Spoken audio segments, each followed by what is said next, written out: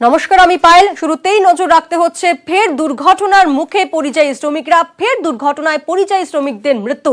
উত্তরপ্রদেশে ফের পরিযায়ী শ্রমিকদের মৃত্যু। এবারের ঘটনাস্থল আউরিয়া। আউরিয়ায় পথ দুর্ঘটনায় প্রাণ যায় 24 জন পরিযায়ী শ্রমিকের।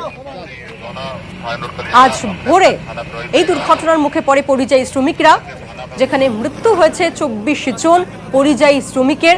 আহত হয়েছেন প্রায় 35 জন। রাজস্থান থেকে ফেরার পথে এই দুর্ঘটনা ঘটে। উত্তরপ্রদেশে ফের পরিযায়ী শ্রমিকরা দুর্ঘটনার মুখে পড়ে। এর আগে উত্তরপ্রদেশে দুর্ঘটনা হয় এবং 13ই মে দুর্ঘটনায় মৃত্যু হয়েছিল 6 জন পরিযায়ী শ্রমিকের। এরপর 14ই মে সেখানেও 3 জন পরিযায়ী শ্রমিকের মৃত্যু হয় এবং তারপর 16ই মে ভোরে আজকে যেখানে 24 জন পরিযায়ী মৃত্যু হয়েছে, জখম হয়েছেন 35 জন পরিযায়ী শ্রমিক। এখনো অবধি যে তথ্য পাওয়া গিয়েছে, দুর্ঘটনার পরেই উদ্ধার কাজ শুরু হয়। আহতদের নিয়ে যাওয়া হয় স্থানীয় হাসপাতালে, শুরু হয় চিকিৎসা। 25শে মার্চ থেকে লকডাউন শুরু হওয়ার পর থেকেই নিজেদের ঘরে ফেরার জন্য পরিযায়ী শ্রমিকরা তারা হাঁটতে শুরু করেন মাইলের পর মাইল এবং দুর্ঘটনার মুখে পড়ে তারা।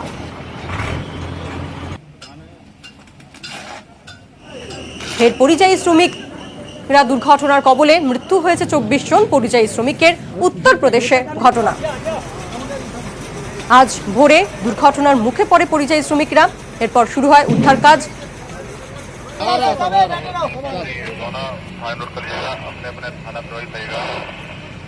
জাতীয় সড়কে ধাবার সামনে একটি ট্রাক দাঁড়িয়েছিল এবং সেই ট্রাকে কয়েকজন শ্রমিক ছিলেন। যেমনটা এখন অব্দি জানা যাচ্ছে যে কয়েকজন ট্রাক থেকে নেমে ধাবায় চা খাচ্ছিলেন এবং সে সময় অপর একটি ট্রাক এসে ধাক্কা মারে, উল্টে যায় ট্রাকটি।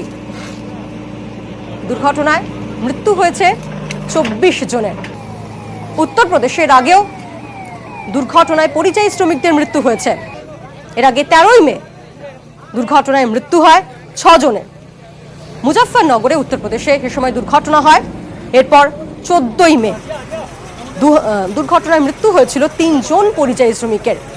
এরপর আজ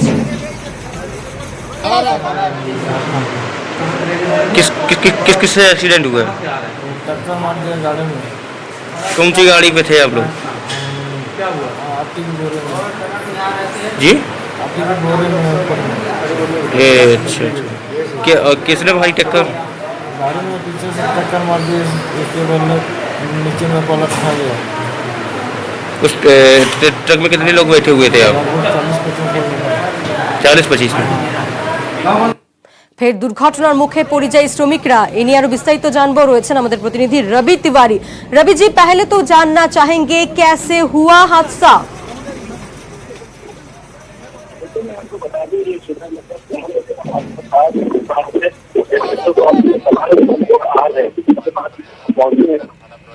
रवि जी, ठीक से नहीं आ रहा है आपका आवाज। আমরা যোগাযোগ করার চেষ্টা করছি আমাদের প্রতিনিধির সঙ্গে। আপনাদেরকে আরো একবার জানিয়ে রাখি, আজ ভোরে পরিযায়ী শ্রমিকরা ফের দুর্ঘটনার মুখে পড়ে এবং মৃত্যু হয় 24 জন পরিযায়ী শ্রমিকের। আহত হয়েছেন প্রায় 35 জন এখনো অবধি যা আপডেট আমরা পাচ্ছি। এবং একটি ট্রাক দাঁড়িয়েছিল জাতীয় সড়কে, পিছন থেকে এসে একটি ট্রাক ধাক্কা মারে এবং তারপরে এই দুর্ঘটনা, উল্টে যায় ট্রাকটি। দুর্ঘটনার পরেই যেমনটা ছবিতে আপনাদেরকে আমরা দেখাচ্ছি যে উদ্ধার কাজ শুরু হয়, নিয়ে যাওয়া হয় যারা ছিলেন সে সময় ট্রাকে। স্থানীয় হাসপাতালে চিকিৎসা শুরু হয় তাদের। যদিও 24 জন পরিযায়ী শ্রমিকের মৃত্যু হয়েছে। এর আগে উত্তরপ্রদেশে পথ দুর্ঘটনা হয় এবং মৃত্যু হয় পরিযায়ী শ্রমিকদের। এর আগে মুজফফরনগরে পথ দুর্ঘটনা এবং সেক্ষেত্রে মৃত্যু হয়েছিল 6 জনের। তারপরে আরো 3 জন পরিযায়ী শ্রমিকের মৃত্যু হয় এবং তারপরে আজ অর্থাৎ 16ই মে ট্রাক দুর্ঘটনা। 25শে মার্চ লকডাউন শুরু হওয়ার পর থেকেই পরিযায়ী শ্রমিকরা ঘরে ফেরার জন্য তৎপর হয়ে ওঠে। তারা মাইলের পর মাইল পথ হাঁটতে শুরু করে এবং তারপরে যে ঘটনা আমরা দুর্ঘটনা দেখেছি যে মালগাড়ি পিষে দিয়ে যায় পরিযায়ী শ্রমিকদের। মৃত্যু হয় 16 জন পরিযায়ী শ্রমিকের মহারাষ্ট্রের ঔরঙ্গাবাদে। कर कहाँ है? काजल कुमार बंगाल में। वो कहाँ से आ रही थी? काजल कुमार और राजस्थान से। क्या हुआ आज? वो आते आते वो गाड़ी पलटी खा गया, टक्कर खा गई। क्या टक्कर खा के पलटी? कितने लोग थे गाड़ी में? हम लोग 40 आदमी थे, 40 आदमी थे। বাংলা, বিহার, ঝাড়খণ্ডের বাসিন্দারা তারা এই ট্রাকে ছিলেন। শিবরাম ঋষভ বণিক রয়েছেন আমাদের সঙ্গে।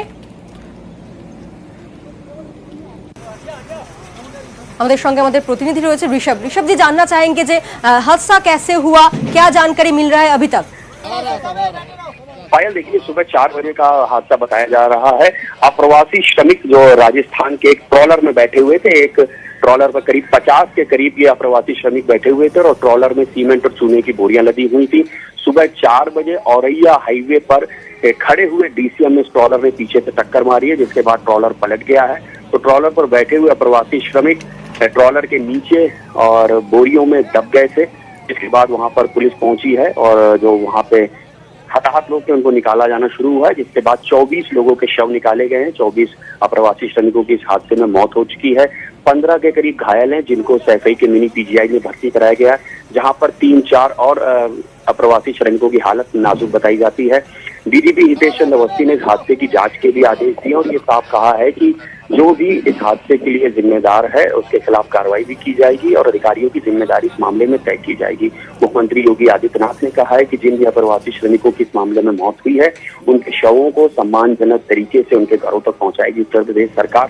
जो बताया जा रहा है उसके मुताबिक अभी तक जानकारी यही है कि ये अप्रवासी श्रमिक बिहार, बंगाल और झारखंड के बताए जा रहे हैं। उनकी शिनाख्त और उनकी डिटेल जुटाने के पूरे प्रयास किए जा रहे हैं और मुख्यमंत्री आदित्यनाथ ने भी ये आदेश दे दिए हैं कि किसी भी तरह से कोई भी मजदूर पैदल ना चले, बाइक से ना चले या किसी अन्य कमर्शियल व्हीकल से ना चले। सभी प्रवासी मजदूरों को उनके घर तक पहुंचाने की जिम्मेदारी उत्तर प्रदेश सरकार ले रही है और पूरी कोशिश की जा रही है कि रोडवेज बसों से या पॉइंट टू पॉइंट ट्रेन के माध्यम से इन प्रवासी श्रमिकों को उनके घरों तक पहुंचाया जाएगा। ऋषभ जी, ट्रक कहां से कहां जाने वाला था, क्या जानकारी मिल रहा है इस बारे में? जो जानकारी मिली है उसके मुताबिक यही है कि ये सभी मजदूर ट्रॉलर पे बैठे थे जो राजस्थान से चला था और राजस्थान से ये श्रमिक अलग अलग राज्यों के थे, जिसमें बिहार, बंगाल और झारखंड के बताए जा रहे हैं। ये अपने अपने घरों पर उतर जाते, लेकिन सुबह 4 बजे ये हादसा औरैया उत्तर प्रदेश में हुआ है। ऋषभ जी, 24 डेथ अभी तक हुआ है, उसमें महिला, बच्चे होने की कोई संभावना, आशंका है? नहीं, अभी तक किसी बच्चे की जानकारी तो नहीं मिली है। अभी जानकारी यही है कि उसमें पुरुष मजदूर थे, लेकिन अभी भी डिटेल जानकारी के लिए इंतजार किया जा रहा है। थोड़ा सा इंटीरियर का इलाका है, कुछ देर में शायद डिटेल जानकारी भी आ जाएगी। पाए ऋषभ जी, जिन लोगों की मौत हुई है उसमें कौन कौन सी स्टेट का परिযায়ী श्रमिक है, क्या जानकारी है? ये सभी श्रमिक हैं, राजस्थान में एक साथ सब काम करते थे। अभी उसकी लिस्टिंग की जा रही है कि कौन किस स्टेट का है, लेकिन जो ओवरऑल जानकारी मिली है उसके मुताबिक यही है कि बिहार, बंगाल और झारखंड के ही ये सारे मजदूर थे, अप्रवासी श्रमिक थे। जिन लोग घायल हुए हैं, जिन श्रमिकों ने, उसमें कौन कौन की स्टेट का श्रमिक है, क्या जानकारी है? उसमें सिर्फ पुरुष है और महिला भी हो सकता है, क्या है जानकारी? नहीं, अभी तक जो जानकारी है वो यही है कि जो भी घायल हैं 15 के करीब अप्रवासी श्रमिक, उनको सैफई के मिनी पीजीआई में एडमिट करा दिया गया है और जैसे ही कुछ लोगों की हालत सामान्य होती है तो उनसे डिटेल जानकारी ली जाएगी कि जिनकी डेथ हुई है वो कहाँ के रहने वाले थे, क्योंकि अभी तमाम जो घायल अप्रवासी श्रमिक भी हैं वो भी बोलने की स्थिति में नहीं है। तो प्रशासन की भी प्राथमिकता यही है कि पहले उनको समुचित इलाज मुहैया कराया जाए, उसके बाद ही आगे की जानकारियां लेने के बाद कार्रवाई की जाएगी। ऋषभ जी, और एक बात, सुबह 4 बजे हुआ हादसा, उसके बाद रेस्क्यू ऑपरेशन कैसा चला? देखिए, रेस्क्यू ऑपरेशन वहाँ पे लोकल जितने भी औरैया के जितने थाने थे वहाँ की फोर्स पहुँच गई थी, कुछ गांव वाले वहाँ मौजूद थे। तो जो ट्रॉलर, क्योंकि एक बड़ा कमर्शियल हैवी व्हीकल होता है, उसको हटाने में काफी कोशिश की गई, मशक्कत की गई, जिसको हटाने में तकरीबन 2 से ढाई घंटे लग गए हैं और बोरियां उसके ऊपर लदी हुई थी सीमेंट और चूने की, तो कुछ श्रमिक इसके नीचे भी दबे हुए थे। तो 2 घंटे 2.5 घंटे के करीब ये रेस्क्यू ऑपरेशन चला, जिसके बाद ये 24 लोगों की इसमें मौत हुई है। ঋষভ জি শুক্রিয়া। ফিলহাল আমাদের সঙ্গে ছিলেন আমাদের লখনউয়ের প্রতিনিধি ঋষভ মণি ত্রিপাঠী। তিনি যেমনটা জানাচ্ছিলেন যে এখনো অবধি 24 জন শ্রমিকের মৃত্যু হয়েছে, পরিযায়ী শ্রমিকের, এবং তারা মূলত বাংলা, বিহার এবং ঝাড়খণ্ডের বাসিন্দা বলে এখনো অবধি জানা যাচ্ছে। অমিত গঞ্জু আমাদের অপর প্রতিনিধি আমাদের সঙ্গে রয়েছেন। প্রশাসনের পক্ষ থেকে ঠিক কি ব্যবস্থা নেওয়া হয়েছে এখন অবধি জানবো। अमित जी, प्रशासन की तरफ से, सरकार की तरफ से क्या क्या स्टेप अभी तक लिया हुआ है? देखिए पायल जी, मैं आपको बताना चाहूंगा, ये दर्दनाक हादसा है जो लगभग सुबह 3 बजे के आसपास औरैया हाईवे पर हुआ, जिसमें एक ट्रक और एक रोड साइड पर खड़े गाड़ी के बीच भिड़ंत हुई, जिसमें 24 लोगों की तो मौके पर ही मौत हो गई और जिसमें 34 अन्य लोग जो अदर्स हैं, जिनको 2 डिफरेंट हॉस्पिटल्स में रेफर किया गया। एक तो जो पीजीआई हॉस्पिटल, मिनी पीजीआई जिसे सैफई कहते हैं मेडिकल कॉलेज का, वहां भेजा गया है 15 को। रेस्ट को डिस्ट्रिक्ट हॉस्पिटल औरैया में एडमिट कराया गया है। ऑफिसर्स की बात की जाए, additional director general of police वहां मौके पर हैं, वहां आईजी जोन है, वहां डिविजनल कमिश्नर मौजूद हैं। रास्ते को पूरा क्लियर करा दिया गया है ऑफिसर्स, क्योंकि मुख्यमंत्री ने स्पष्ट निर्देश दिए थे योगी आदित्यनाथ ने कि तत्काल मौके पर डीएम और एसएसपी पहुंचे, मगर इसकी गंभीरता को और जो हायर ऑफिसर्स हैं उन्होंने भी लिया। और कानपुर से 100 किलोमीटर का पूरा स्ट्रेच है औरैया का, सारे ऑफिसर्स वहां मौजूद हैं। अब सरकारी महकमे की, प्रशासनिक अधिकारियों की ये प्राथमिकता है कि उस ट्रैक को ठीक से क्लियर करा जाए, क्योंकि ये एक्सप्रेस हाईवे है, इसमें आगरा, झांसी, सब जगह के वाहन वहीं से होके निकलते हैं, तो इस रूट को क्लियर होना जरूरी है। और इसके अलावा अभी भी लोग जो सड़कों किनारे पैदल चलते चलते अलग अलग स्टेट्स के, अपने अपने स्टेट्स के जाने की बात कर रहे हैं, वो कहीं ना कहीं सेंट्रलाइज हो, इसका ये प्रशासनिक अधिकारियों की प्राथमिकता होगी। जी पायल जी, शुक्रिया। দুর্ঘটনা ঘটে আউরিয়ায়। জেলা শাসক অভিষেক সিং তিনি কি বলছেন শোনাবো।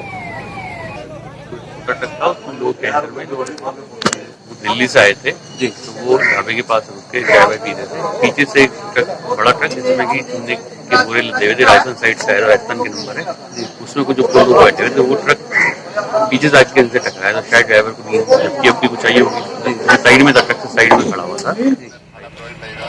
শোনাবো চিফ মেডিকেল অফিসার আউরিয়া অর্চনা শ্রীবাস্তব, তিনি ঠিক কি বলছেন এই দুর্ঘটনার প্রসঙ্গে। 24 लोग तो ब्रॉड डेड आए हैं और 15 लोग रेफर हुए हैं और 22 लोग एडमिट हैं। ये राजस्थान से जा रहे थे, बिहार झारखंड की तरफ जा रहे थे।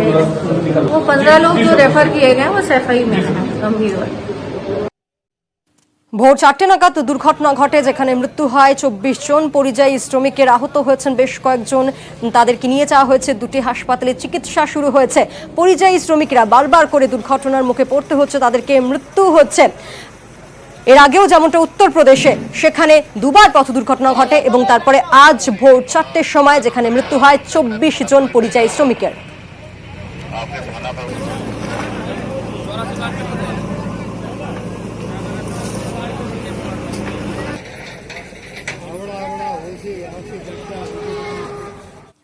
আর পরিযায়ী শ্রমিকদের নিয়ে সুপ্রিম কোর্টের ঠিক কি পর্যবেক্ষণ, এবার সেদিকেই নজর রাখবো। পরিযায়ী শ্রমিকদের নিয়ে রাজ্য সরকারগুলির কোর্টেই বল ঠেললো সুপ্রিম কোর্ট। ঘরমুখী পরিযায়ী শ্রমিকদের আটকানো বা তাদের উপরে নজরদারি অসম্ভব। কথা বলবো, রয়েছেন প্রতিনিধি অর্ণব হাজরা, রয়েছেন অর্ণব। পর্যবেক্ষণ, সুপ্রিম কোর্টের কি পর্যবেক্ষণ? দেখো, গতকাল ঔরঙ্গাবাদের যে ঘটনা 16 জনের মৃত্যু হয়েছিল রেলওয়ে ট্র্যাকের ওপর শুয়ে থাকার কারণে, মালগাড়ির ধাক্কায়, এই ঘটনায় একটি মামলা সুপ্রিম কোর্টে নজরে আনা হয় এবং সুপ্রিম কোর্টকে ইন্টারফেয়ার করার জন্য আবেদন করা আইনজীবীদের তরফে। সেই সময় সুপ্রিম কোর্টের দুটি মন্তব্য অত্যন্ত এই মুহূর্তে গুরুত্বপূর্ণ। যা প্রথম, কেউ যদি রেল ট্র্যাকের ওপর ঘুমিয়ে পড়ে সেক্ষেত্রে তাদেরকে কে আটকাবে, এবং যদি পরিযায়ী শ্রমিকরা চায় তারা হেঁটে বাড়ি ফিরবে, তাদেরকে কে আটকাবে, এবং তারপরই ওই আবেদনটিও গ্রহণ করেনি সুপ্রিম কোর্ট। সুপ্রিম কোর্টের এইরকম একটা অবস্থায়, এই করোনা এবং লকডাউনের যে গোটা দেশ জুড়ে যখন ঘরমুখী পরিযায়ী শ্রমিকরা নিজের রাজ্যে ফিরতে চাইছে এবং পরিযায়ী শ্রমিক যখন দেশে একটা বড় সমস্যা তৈরি হয়েছে, তখন সুপ্রিম কোর্টের সিটিং বিচারপতিরা যেভাবে এই দুটি মন্তব্য করেছেন তা নিয়ে কিন্তু ইতিমধ্যেই রাজনৈতিক চর্চা শুরু হয়েছে। কারণ সুপ্রিম কোর্ট কিভাবে এটা বলতে পারে তা নিয়েও কিন্তু অনেক সিনিয়র অ্যাডভোকেট এটা নিয়ে প্রশ্ন তুলছেন এবং সোশ্যাল সাইট নিয়ে সরব হচ্ছেন।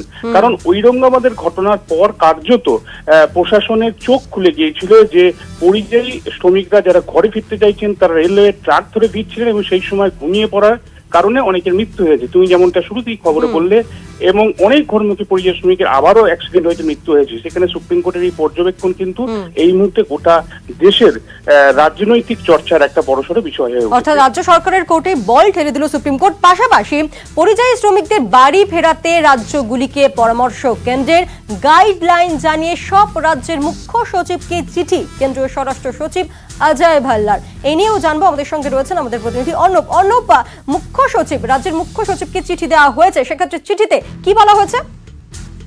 কালকে এই চিঠি দেওয়া হয়েছে কেন্দ্রের তরফে, যে চিঠি প্রত্যেক রাজ্যের মুখ্য সচিবদের দেওয়া হয়েছে, তাতে সেই চিঠি আমাদের রাজ্যেও এসছে।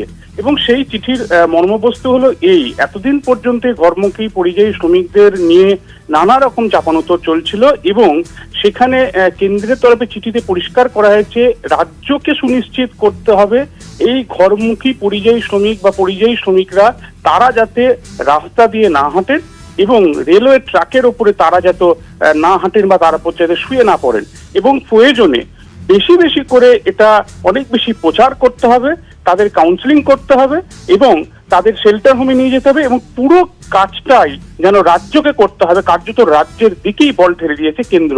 এবং এই জায়গায় কেন্দ্রের তরফে যে চিঠি দেওয়া হয়েছে, অজয় ভাল্লা তিনি যে চিঠি দিয়েছেন মুখ্য সচিবকে, সেখানে এটাও তিনি উল্লেখ করেছেন যে ইতিমধ্যে 105টি শ্রমিক স্পেশাল ট্রেন বা স্পেশাল বাসের ব্যবস্থা রাজ্য সরকার করছে। 105টা শ্রমিক স্পেশাল ট্রেনের ব্যবস্থা করা হয়েছে, প্রয়োজনে সেই ট্রেনের সংখ্যা আরো বাড়ানো হবে। তবে কেন্দ্র কোনোভাবে দায় নেবে না, রাজ্যকে সুনিশ্চিত করতে হবে এই ঘরমুখী পরিযায়ী শ্রমিক বা পরিযায়ী শ্রমিকরা কেউ রেলপথে আর হাঁটবে না বা কেউ রাস্তা ধরে আর হাঁটবে না। কাজেই এক্ষেত্রে কেন্দ্র কোথাও একটা দায় এড়াতে চাইছে, এবং রাজ্যগুলিকে এক্ষেত্রে বা রাজ্যগুলির কোর্টে বল ঠেলে দিয়ে এই বিষয়টা আরো সুনিশ্চিত করার দিকে কেন্দ্র জোর দিতে চাইছে। ধন্যবাদ। অমানবিক সাঁকরাইল, সঙ্গে সচেতনতার অভাব। করোনা থেকে সুস্থ হয়ে ওঠা এক ব্যক্তিকে গ্রামে রাখতে আপত্তি বাসিন্দাদের, বাড়িতে রাখতে আপত্তি আত্মীয়দের। সাঁকরাইলের ঘটনা, করোনা থেকে সুস্থ হয়ে ওঠার পরও গ্রামেও রাখতে আপত্তি স্থানীয় বাসিন্দাদের। কথা বলবো সরাসরি, আমাদের সঙ্গে রয়েছেন আমাদের প্রতিনিধি দেবাশিস। দেবাশিস, করোনা থেকে সুস্থ হয়ে উঠেছেন, তারপরও বাড়িতে ফিরতে পারছেন না, কেন?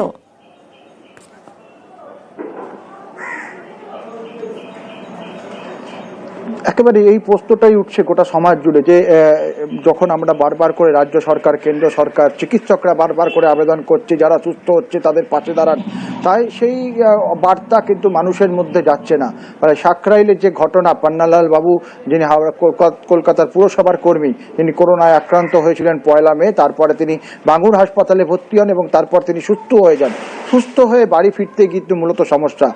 বাড়ি ফিরতে গেলে তাকে ঘরে ঢুকতে দেওয়া হয় না, তার দাদার তরফ থেকে বাধা দেওয়া হয়।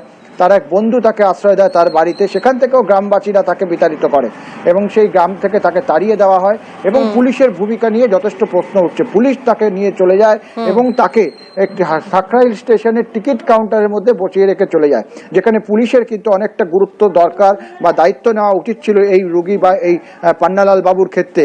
সেই পুলিশ কিন্তু সেটি করেনি এবং তাকে 2 দিন ধরে স্টেশনের মধ্যে রেখে দিয়ে এসছে, যিনি অন্ধকারে স্টেশনের টিকিট রুমে বন্ধ স্টেশনের মধ্যে পড়ে রয়েছেন, না খাওয়া দাওয়া না। অর্থাৎ একদিকে অমানবিকতার ছবি, অপরদিকে সচেতনতার অভাব। ডাক্তার তো নেগেটিভ বলেছে, তো এলাকায় কেউ ঢুকতে ইচ্ছে না, তাই তো? এলাকা বলতে কি, যে বর্তমানে ছিলাম ওখানেই তাদেরকে আর গোটা এলাকার মানে ভিড় হয়ে গেছে, দোকান পরিস্থিতি পুলিশ নিজে মানে ইয়ে করলো। পুলিশ আপনাকে এখন স্টেশনে থাকতে বলেছে, তাই তো? পুলিশ আপনাকে স্টেশনে থাকতে বলেছে। হ্যাঁ, কতদিন আছে স্টেশনে? স্টেশনে কালকে আর পরশুদিন ছিলাম হাসপাতালে, কালকে আছে 2 ফেব্রুয়ারি স্টেশনে।